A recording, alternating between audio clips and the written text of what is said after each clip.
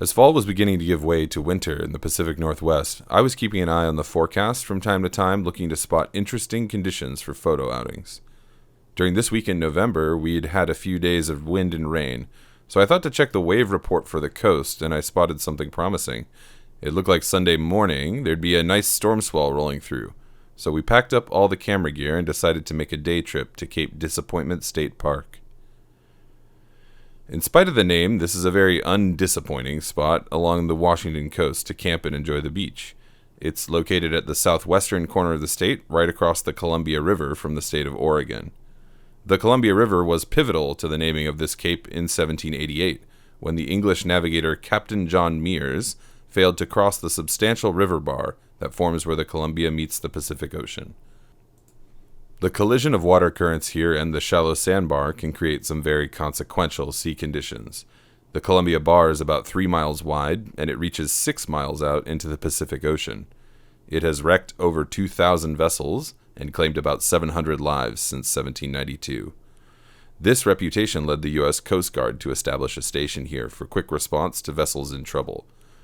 More than that, this is also a special training ground in the heart of the graveyard of the Pacific because of the uniquely nasty rough seas that can develop around the bar. Dramatic waves and turbulent waters were exactly what we were after. We did a short hike to Dead Man's Cove to search for photo inspiration. A small lone tree sprouts from an island in the middle of the cove, well out of reach of the waves below, and makes for a dramatic subject. I was interested in watching the waves approach the mouth of the cove, and while looking through my telephoto lens, I realized that I could see mountains of water, 15 to 20 feet high, crashing on the Columbia Bar, way out past the edge of the jetty.